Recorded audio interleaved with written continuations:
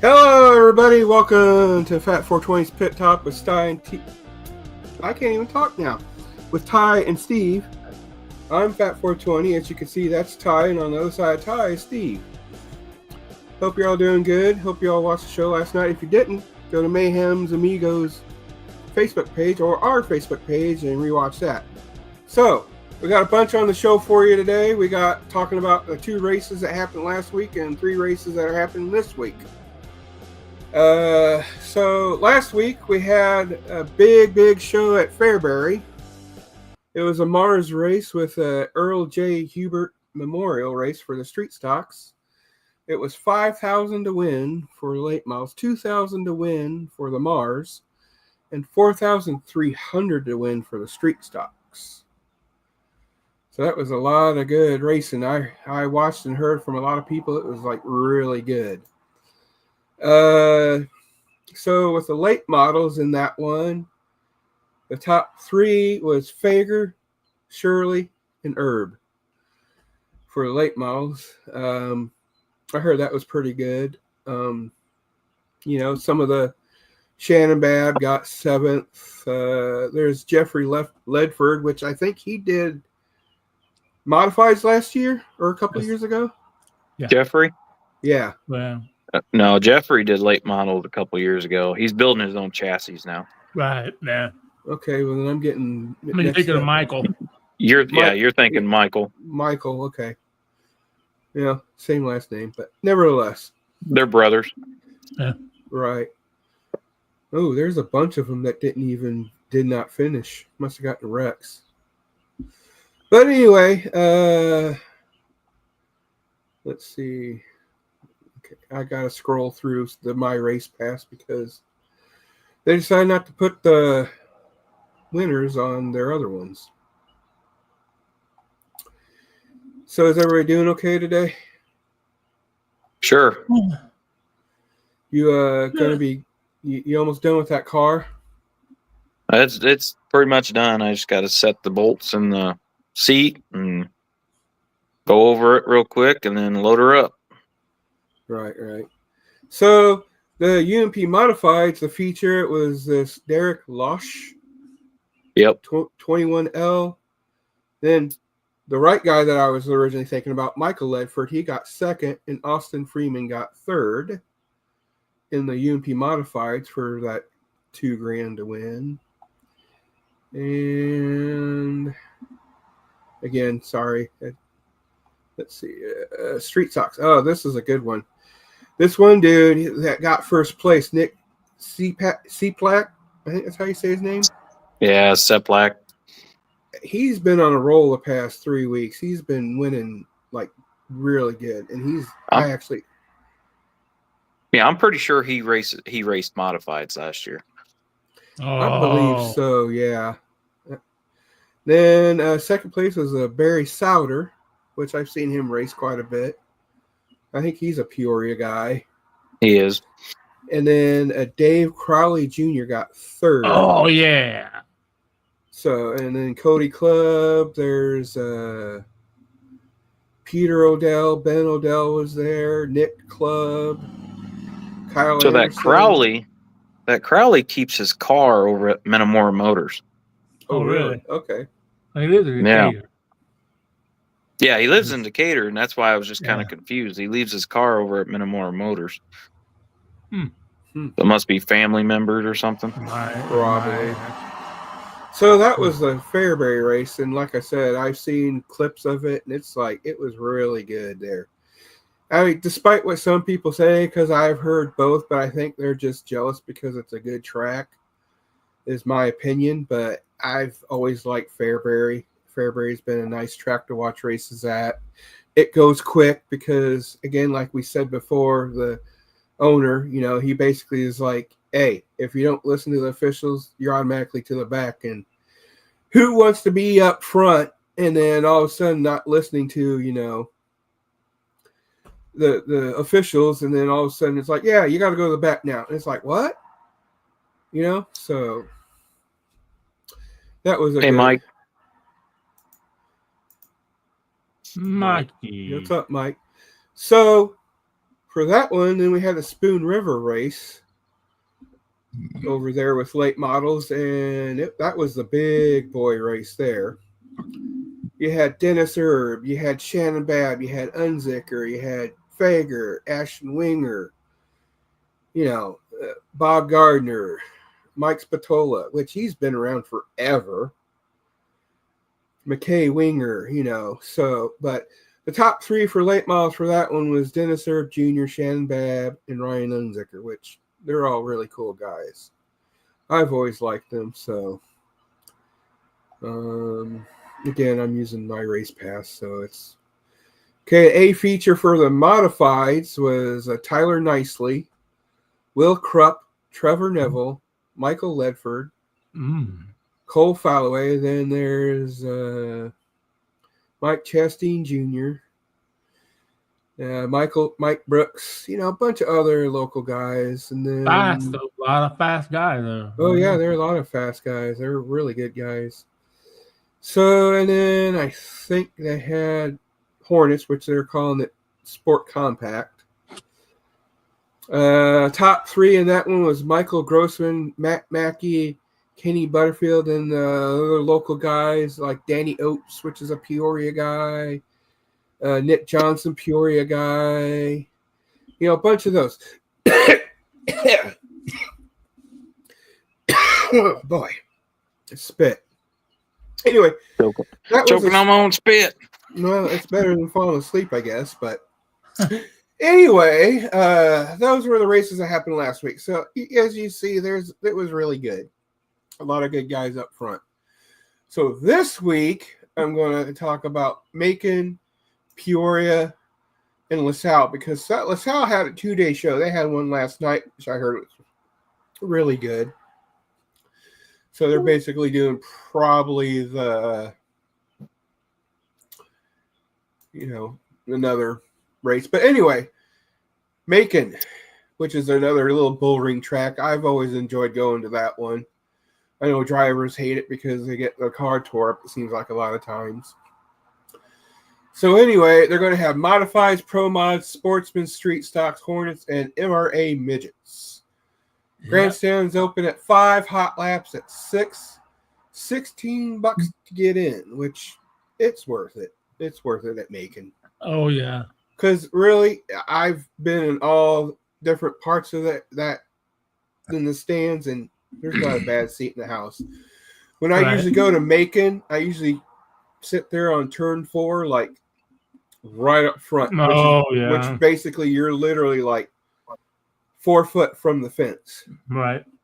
You're getting pelted with dirt and everything. But me, as I said before, dirt track racing is pretty much life for me. So yeah, I usually sit in turn 1 when I go to Macon. Right, stretch. So next one. So we're going to the next one, and I'm going to show the screen on that one. This is the LaSalle one. So that was a decent show last night. Yeah, that's what I heard. The funny thing is, the two people that won the Twin 25s were the two people that were always getting in fights when I think, like, what, a year or two ago? Yeah, when Tyler Erb got banned. And then with Pierce. Yeah. They both won the Twin 25s that day. And it was kind of funny because I seen a picture on that one. And it showed, the top picture showed them on the track, like facing each other. And then then the next one was at the LaSalle at the winner's circle with both of them, right together. So anyway, this is today's, and I believe they're doing it again, basically with all of them, what it looks like. $5,000 to win for each late model race, $2,500 to win for. Oh, that's probably what it is today. Twin 25s, yes. That's 25,000. 25,000 to win for the Mars race today for the 70 lap. 75 lap feature.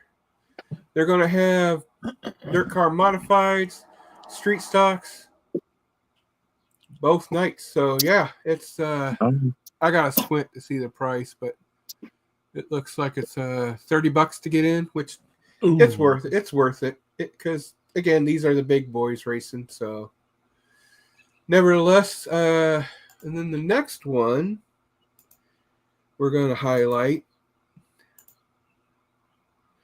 is the one at Peoria that I'm going to go to tonight. No late models, but they're going to have the Mauer Sprints, the Mara Midgets, UMP Modifiers, B Mods, UMP Hornets, and, well, Kids Mods. Oh, God. And the Kids Mods is pretty cool because it does teach them how to actually race a, for better lack of terms, real race car instead of like a Hornet. And then the cool thing about that is when they basically age out, all they basically have to do is switch the motor and they're done. With the exception of a few of them, I think they basically kept their motor and they're doing the hobby stocks at Fairbury. So that's tonight. It's $25 to get in. It's going to be a lot of good racing. So those are the 3 tracks for this week. What's up, crew chief? I'm going to say hi. Everybody, that's Ty's crew chief. Say hi. If he says, Dad, I don't want you to race, he's like, okay, I ain't racing. But more, he really likes to see his dad race. He's a good kid. So one things I like to talk about is numbers on cars, because I've seen a video of a few other guys talking about it. And they're saying, one guy was saying with the loops now and everything, it's like the judges don't really need to see numbers because they just go by the loops. Because they have these things and they usually put them where? On the front nose? The loop thing that they give you every week? Oh, the transponder? Transponder, yeah. Transponder, I think Peoria is still on the right rear axle. Okay, right rear axle. I remember at Fairbury, I remember them looking on the front one time. So, well, yeah. Right, well, at Fairbury, they want you. It's the motor plate. Okay, gotcha. So that's why if you look at the Pierce right now, it has 2 of them. It has one on the right rear axle, and then it has one on the motor plate. Right.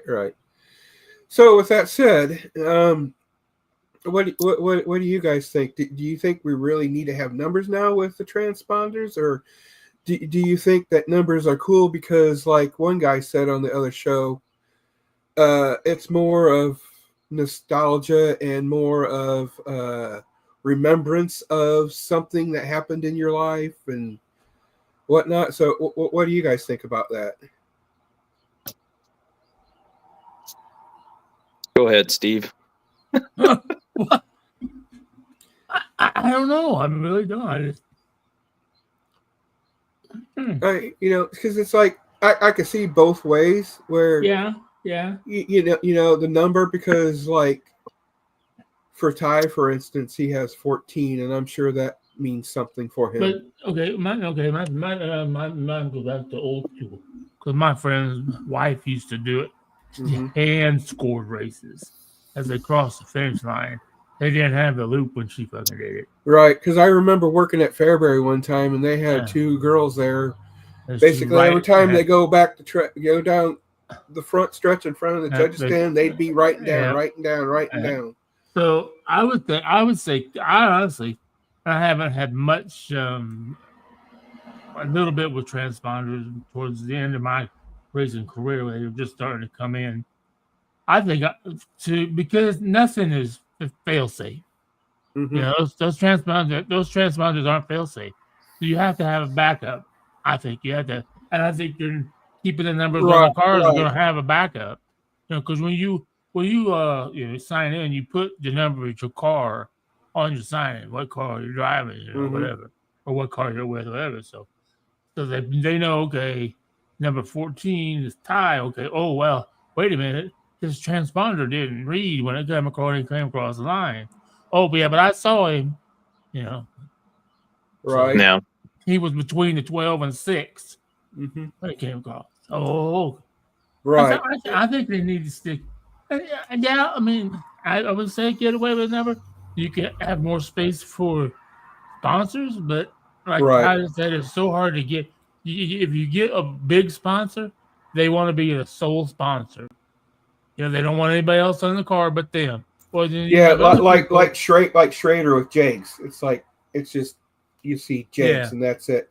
And Adam did make a point, producer Adam, that's what I was going to touch on a little bit was sometimes it becomes their identity or has a significant meaning. Like, for instance, Ty for a little while did the 20. 20 was his grandfather's number. Right. So there's that. So I did find out why Grandpa was number 20. Okay, what's that story behind that? So my grandma Janice, since she's passed away now, but right, they were married on the 20th of February, maybe. I can't remember exactly what month. Yeah, it was. But it was the 20th. So he ran 20 for years. That's why.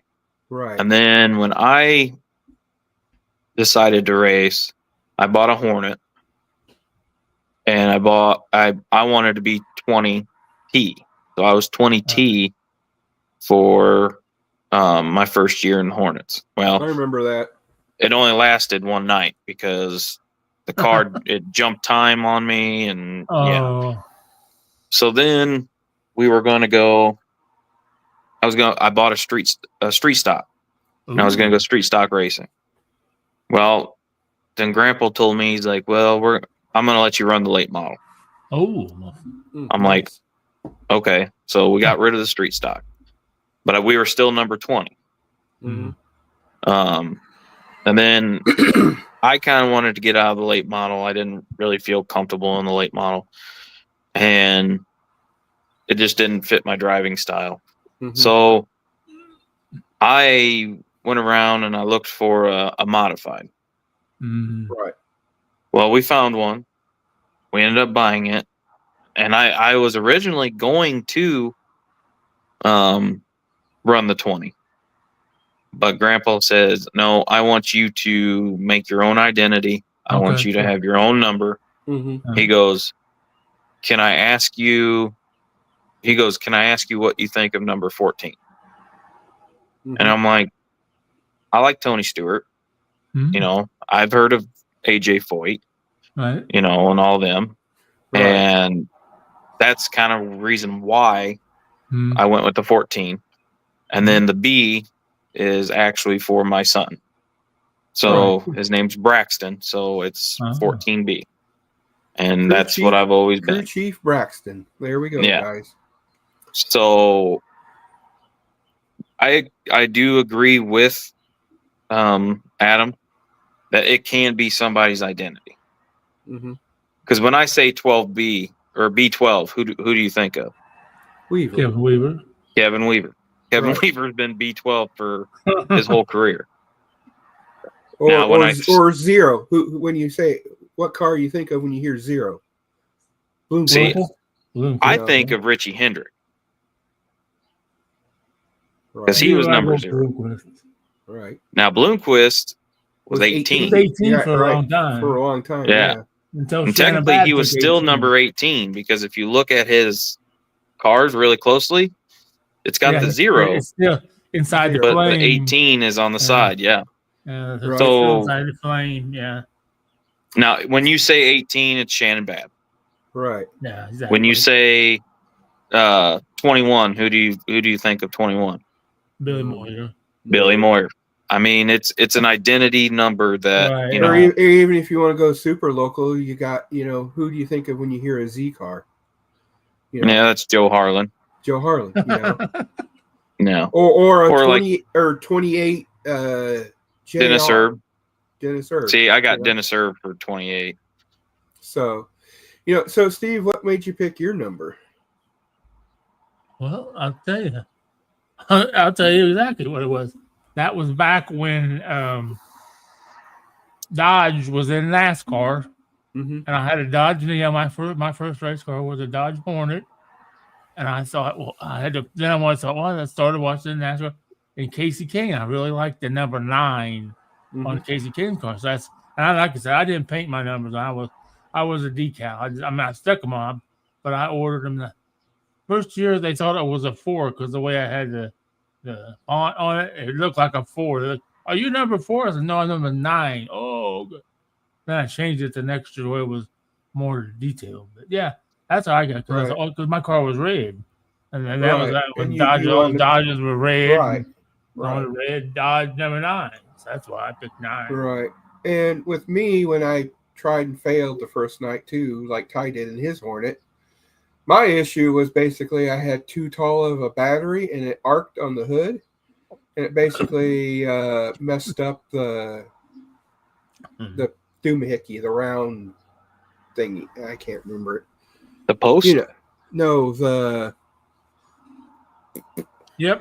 the thing that makes the spark. Oh, the distributor?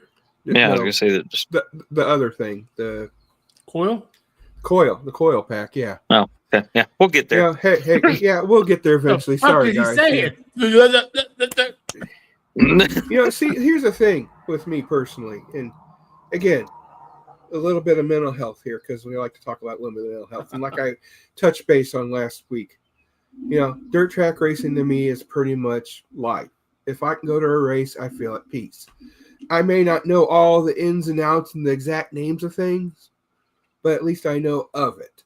So, anyway, back to when I tried to race, I decided to do one because it was the easiest thing to make up with my duct tape because I didn't have money to buy decals or have anybody paint it on or anything. So I just went to the Dollar Tree, bought a whole bunch of duct tape, and just and it was 1H. And the reason why I did H is because of the Hornet. Yes, the whatchamacallit, rear near the doohickey. Yeah, exactly. The doohickey. Exactly, Adam. So, that's why I got that. And so basically, like I said, I see both of the reasonings behind it because, now that we got the timer loops and everything with the transponders, it's like it's automatically on the, computer. And basically all they do is they just print it out and they give it to the person to do whatever. I mean, it's even on Lifetime now because of the My Race Pass. So it's like, you see the name of the driver and see that also is a cool thing too about it. And that's one of the reasons why I still think they should have numbers as well. Because like I said, I see both sides because you'll have it on that list on My Race Pass, but you see the name, but it's like, okay, what car was he driving? So if you got rid of the numbers, you wouldn't know what car he's driving unless you actually really know him of the driver. So basically, I guess, long story short, I do not know, Mike. We'll he's find out. In Peoria, buddy. I'd say he's racing mostly Peoria. Yeah, right. I think when you said that, I think the dude that owns that car is the car lot in Metamore. He just drives it. Is that what it is? Okay. I think that makes sense. That makes sense. If he races Peoria tonight, we'll talk about how he did next week. Tomorrow.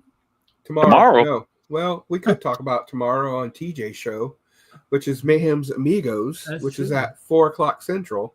And he's the one graciously enough to let us use his platform to do this show.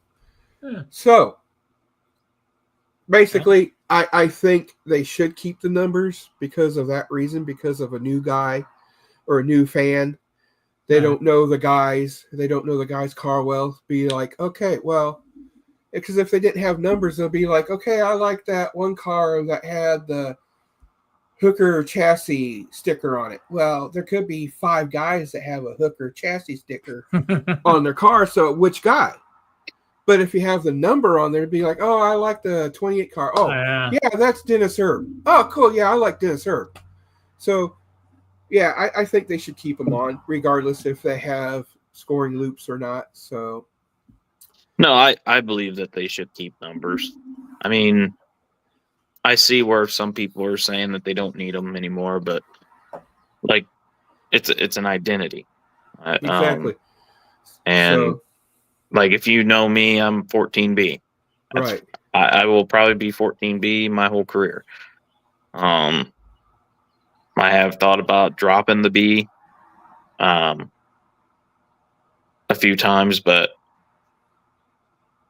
it is what it is. I've actually thought about changing my number, but I'm just always going back to the 14B. Right. I have thought about just doing 1 year, bringing the 20 back, just 1 year. And do like a wrap, like one of Grandpa's old cars. Yeah, sort of. And just bring back the 20 just one more time. But I mean, my uncle raced number 20. When we were planning on doing a 2-car team, he thought about running number 41. So it basically my number just flip flopped.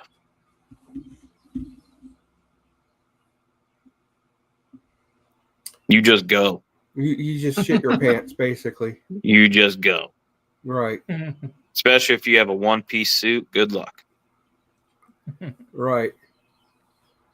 Yep. But like Adam was saying, technology can fail and the numbers can be a good fail-safe. So basically, regardless if they have the transponders or not, a number is a good fail-safe, just in case. Because it happened a few times at Peoria a few weeks ago. The guy's transponder wasn't working, so how would they score him in the middle of the race? They had to go by their number. Yeah. Yes. I love technology, but I hate technology. Yep. Because I tell people all the time, you need to have a backup plan just in case technology screws up. And the thing is, Ty can confirm this, because when you actually listen to the receiver, to the drivers, how many times have you actually heard them say the drivers' names? Yeah, no, it's usually number. They always give the number. They're like, 20, go in front of the 45, 69, go in front of the 77, you know. But if they had to keep repeating the names, it's like, okay, Jimmy, get in front of Lance. Lance, get in front of Jimmy. It's like, well, you told Jimmy to be in front of me. I'd be like, who the fuck is Jimmy? Yeah, who's Jimmy? So with the numbers, again, it's a fail-safe. You can barely understand them.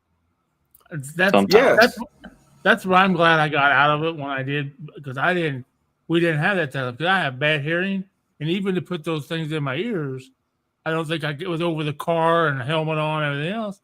I wouldn't be able to hear that fucking. And I bring a little scanner that has the code in it that I can hear them to make my experience at the track a little bit more fulfilling. And I'm in the stands. I'm not near the motors and everything. And sometimes I can barely hear them myself. I can hear. I don't know how to tell you. So I can hear them, but sometimes it sounds like mush mouth. Yeah, sounds like Steve. It's like Ty said last week. When you pull over that hump, everything disappears. Yeah. You don't hear anything. You don't see anything but what's right in front of you. So, with that said, the next thing I'd like to talk about is basically, do you think with the price of stuff, it's making dirt track possibly go away? For the weekend warriors, yes. Right. Definitely. I understand the economy and everything has to, but I'm going old school because I've been doing it a long time, and I'm back in the IMCA day when they had the cheater motor. You know, you don't see that shit anymore. You know, $325 motor is what you ran. Somebody could buy your fucking motor for $325. If you had 20 grand in it, guess what? You're out fucking 20 grand. You know. In fact, I know this Hornet guy. He just bought a new refurbished motor, and he said he spent $2,000 on it. Fuck yeah. So I mean, even in the beginner class, it's even starting to get expensive. Because like Steve said, and like I did, I tried it back when Hornets just came out. Yeah, when you could buy a car for $1,000 or less. I bought mine for $300 race ready. You know. Well, it's like so. Grandpa always told me modifieds was supposed to be a beginner's class back in the day. Exactly, it was. Yeah. And it was cheap because you could get your parts at like an O'Reilly's, Advanced Auto Parts, Junkyard. because you get own parts at the junkyard. yeah, because they had like Exactly. Chevelle stubs, Yeah. and it had the A-frames and all that. You I mean, ran Now- that's what my favorite Hornet driver, Jimmy Duttlinger, said one day. He said something. He's like, the reason why I only race Hornets is because I can go to the junkyard down the road from Peoria Speedway I can get all my parts and buy a motor for myself for cheap. Yeah. Now modifieds cost almost as much as late models. Mm-hmm. Oh yeah. It's So ridiculous. then they decided this bright idea. Well, okay, let's start B mods. Okay, well, B mods are, yes, they're a little cheaper, but I mean, to buy a brand new motor for my car from GM, it's like $6,000. Right. I was gonna say, But I can go get 6,500, one out in the East Coast. I can go out to the East Coast and buy one for $12,000. Mm-hmm. Yeah. Now, I'm not trying to get totally off subject here, but it's like, why are these guys getting a $6,000 motor from GM, but you're charging $12,000 for Right. basically the exact same motor? Right. Doesn't make sense. Now I have a question. Now we got off this. Now I gotta ask this question. Okay, these crate motors. Can you do anything to the crate motor? You buy a 602 or 604 crate. What can you do to that motor? Anything? You're not supposed to do anything. Not supposed to. That's the way it's supposed to come. You put Supposed your to be intake on sealed. it. You put your intake on it, and carburetor on it, and your externals. And it's, but Yes. Right. Are they solid rocker or roll rocker? Unless you have one of these. Oh, okay. Okay. You're giving away Yes, your it's secrets. supposed to be UMP sealed or IMCA sealed. Right. Mhm. Okay. And you're supposed to only take it to what is it called? Certified people that can work on them. Right. Right. Okay. Yeah. So I mean, I think Right. UMP is getting kickback from buying the 602 crates. Yeah. Of course, you Right. can't prove that, but Right. Yeah. Yeah. like that's why I kind of like Peoria's rules, because like if I wanted to, I could go build a 372, Right. Mm-hmm. Yeah. 377. but I have to put a 2-barrel on it. Mhm. Right. Yeah. But I rather just go get a 602 and run my 4-barrel and be Right. done with it. Now, because everything we talked about, it still was a loop around, so it's all good, guys. But like another thing for like, again, tires is how much are they now, Ty, for a brand new? I one, think you they're just like said? $160. And what, maybe 20 years ago it was like what, $75? They doubled. Yeah, they were about $80. Yeah, I was gonna say they were probably around $80. I think I was paying $80 a tire when I bought them for Tommy. Mm-hmm. A couple times. But I mean, it's just the prices are getting ridiculous, and then they're adding, which I'm all for safety, but like Yeah. a lot of people want everybody to run these fire suppression systems. Right. Well, Yeah. they cost way too much sometimes. Mm-hmm. Like for me, a weekend warrior, I don't have $1,000 just to be throwing there. I mean, I'm Right. barely getting to the track as it is. Right. But eventually, I hate to say this, but I say the next 10 years, you won't have weekly shows. No. If it keeps going like this, I could just see it not doing weekly shows, except for like the big tracks, Right. like like Fairbury. Fairbury. Oh, I know how to fix the money thing. It's run what you bring. Exactly. Right. Don't make these rules saying you can't run this shock, you can't run that shock, you can't run this spring, you can't run this motor, you can't run these tires, you can't do this, you can't do that. Exactly. And it just costs money because it's like, well, you can't run those shocks anymore. Okay, what shocks can I run? Well, these are the lists that we allow. Well, that list might be $10,000. Mm-hmm. I mean, it's ridiculous. And it's the same way with gears too. It's like they're even letting the street stocks now. Some of them run quick change now, which that's fine. It's cool and all. But that's an expensive part. Whereas before you can go to a junkyard, like we said, and get a like a 9-inch Ford, 9-inch rear end, and just buy a certain gear. And but you know how heavy those motherfuckers are? Oh, they're big. I've seen them before. And you got to put a goddamn spool in it and fucking everything else.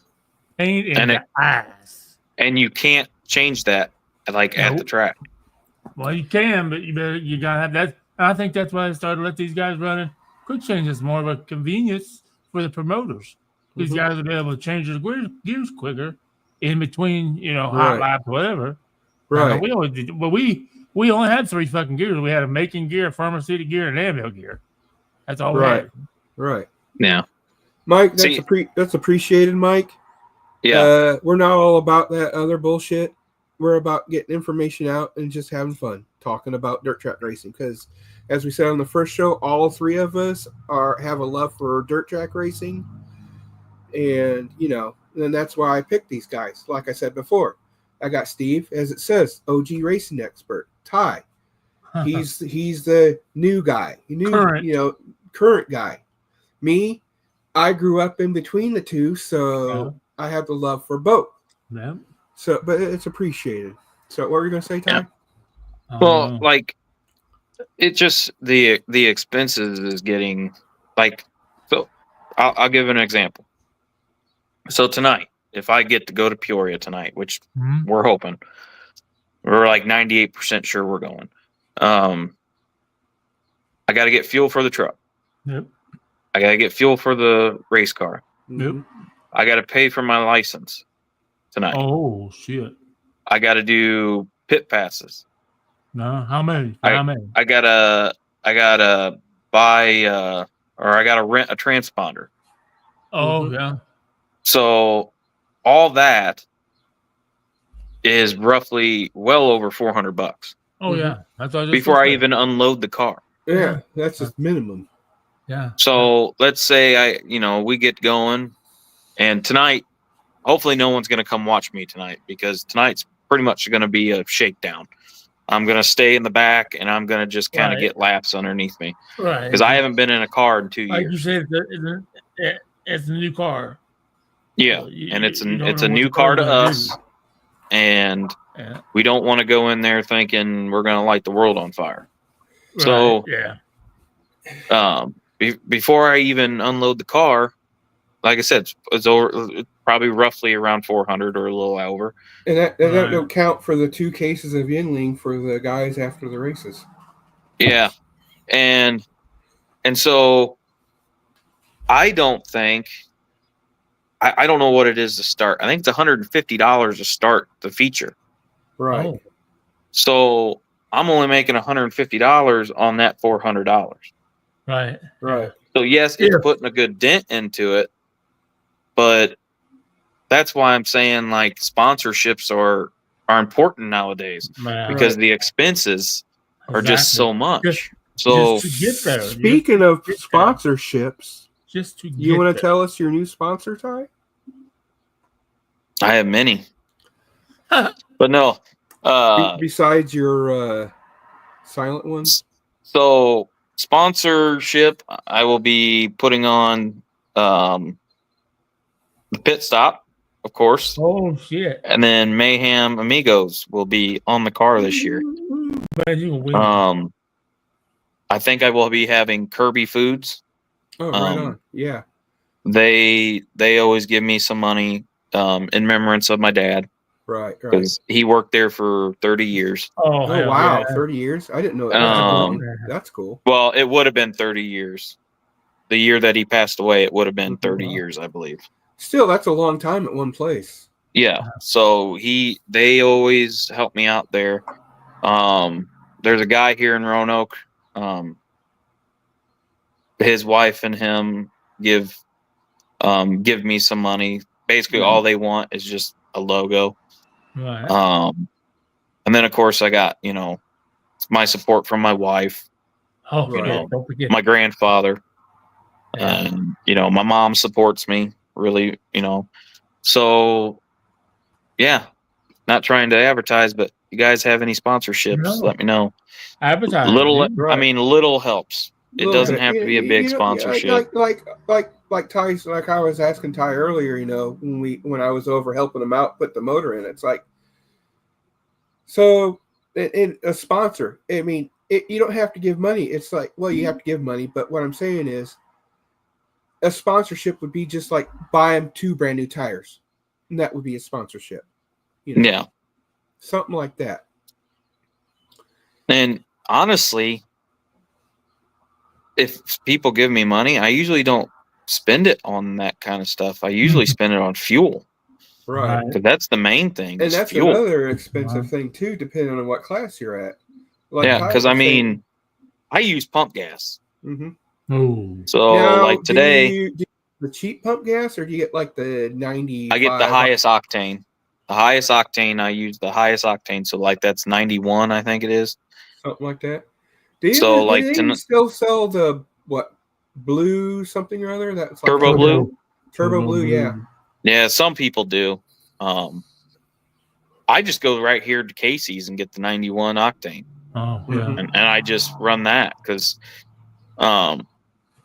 with our big motor, we put 150 or 112 octane in it, and it was actually running too rich. It was Right. fouling really? plugs out. Oh. So we actually went down to 110, and it ran okay. Mhm. And then one night, I actually just put the highest octane pump gas in it, Uh-huh. put a little octane booster in it, Right. and it actually sounded the best it's ever sounded. Right. Oh. So, And but we of actually course, got to hear the motor start up, and it sounded pretty good. So. Evidently, they've done that's part of whatever they did at internals of it. So. yeah, and that's the thing too is like the 602 crate motor is a stock motor.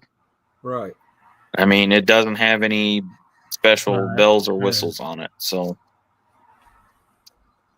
and no, I will not be going to Pekin to buy Turbo Blue. Because that's going out of his way anyway, where the car's at. So Now, if I was going to Spoon River, I might stop there, but which his grandpa raced a lot at Spoon. a long time at Spoon. Long time. Yeah, I grew up at Spoon. Like that'd be a cool story to talk about, like racing memories if I don't have something. But so that's so basically it is basically I agree with Ty. He's saying that the expense of it is probably within the next 10, maybe 15 years ish. It might take the Weekend Warrior out, and they're only going to have like maybe 1 or 2 shows a weekend, and it's going to be big shows for the big name guys. Yeah. Which is sad because there's a lot of good racers that are the Weekend Warriors. Like the Nick guy that I talked about, Street Stock. I'm pretty sure he's a Weekend Warrior, even though he goes to like 3 or 4 races a weekend. But still, there's like the Hornet drivers that I know, like a Danny Oates. He's a Weekend Warrior. Matt Mackey, he's a Weekend Warrior. So like Ty's a Weekend Warrior. Yeah, because I mean, exactly. I race when I can. I race when I can. Mm-hmm. I mean, like you said earlier, if my son says, "Daddy, let's go do something," car stays in the garage. So, I'm not going to put racing in front of my son, but like I said, the price of racing nowadays is just kind of getting ridiculous. I mean, even for fans, it's getting expensive because there's a track here that's charging $20 for a regular show, not a special, a regular show. And Yep. me being on disability and maybe some other guy that is only getting 40 a week and they have a bunch of bills, $20 is a lot for a weekend. Rocky Hodges. I hope that dirt track is pretty good there at Las Cruces there, TJ. Sounds like it'd be pretty cool. Be different dirt. Because out there it's like yeah.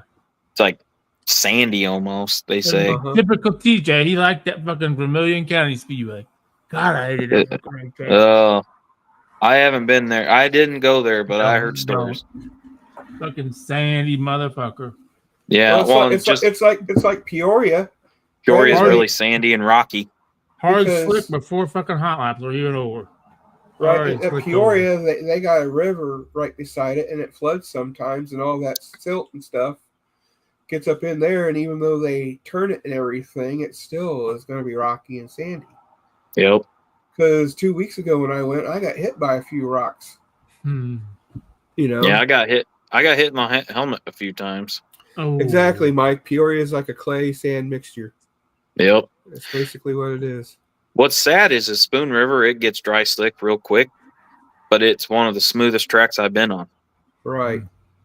And I like Spoon a lot too because it's I like the banking of it and the wideness of it. I think that can get some good 3-4 car wide action a lot of times in the corner. That's why a lot of guys they'll test their late models out there for Eldora because of the banking and the size of the track. I mean, it's a 3/8 mile, so it's big.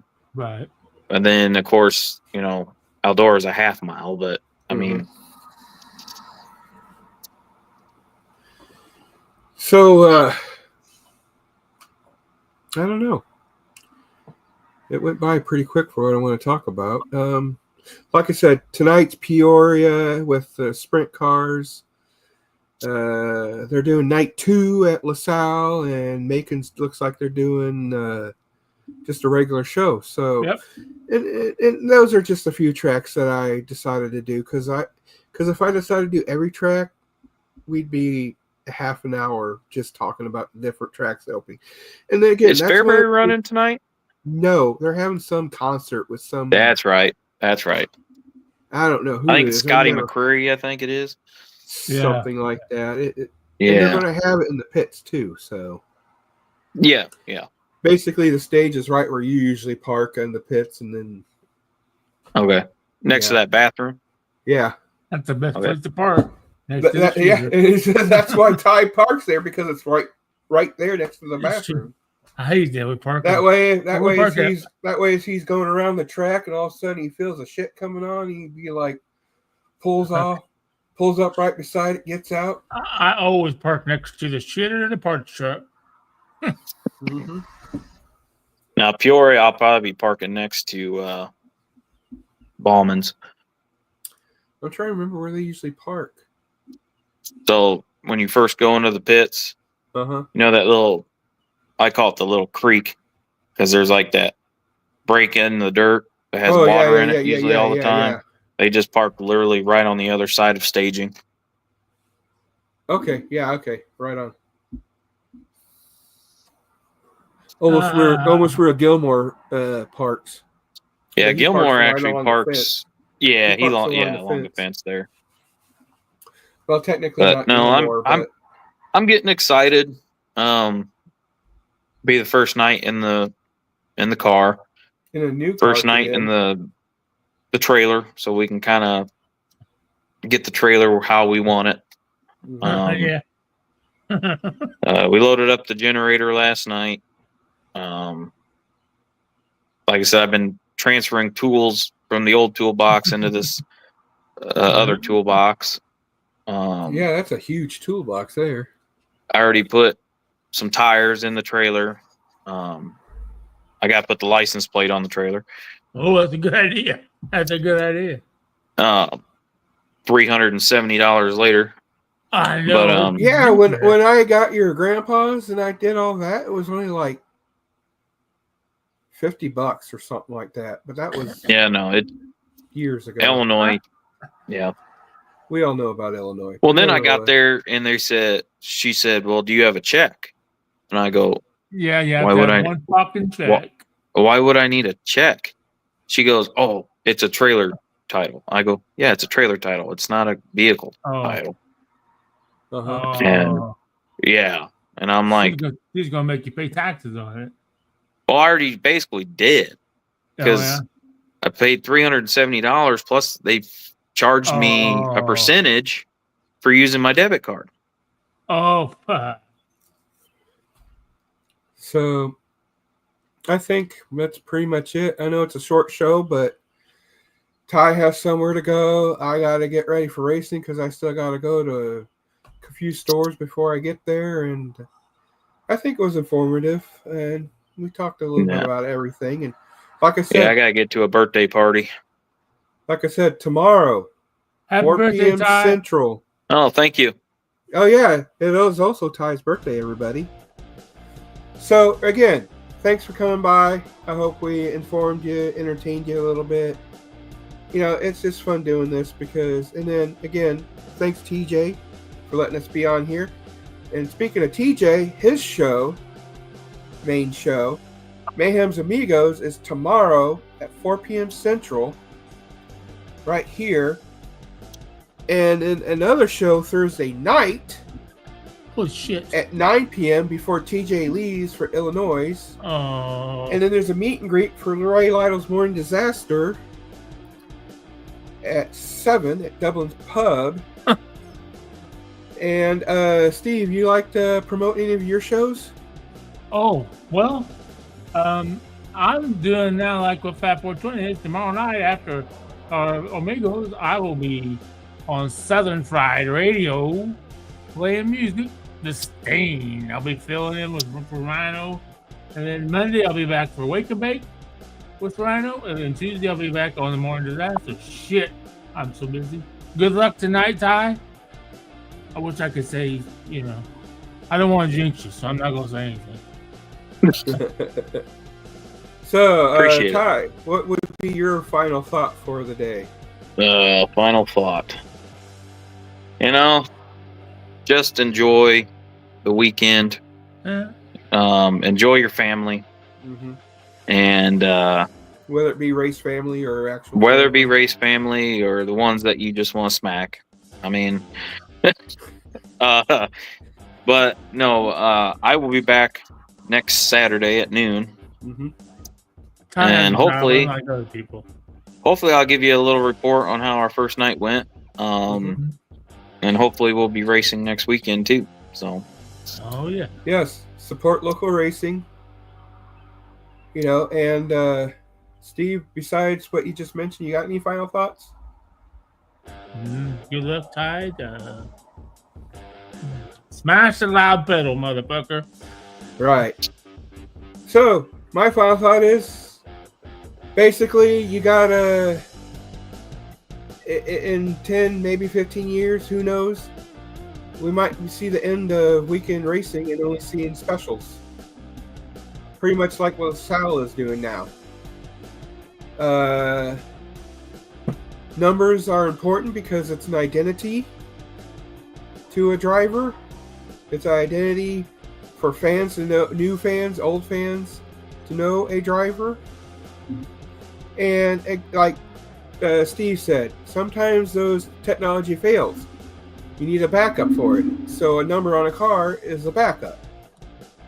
And with that said, see you guys next week at noon Central, right here on Fat 420's Pit Stop with Ty and Steve, and on Mayhem's Amigos Network on Facebook and YouTube. So with that said, see you at the track, everybody.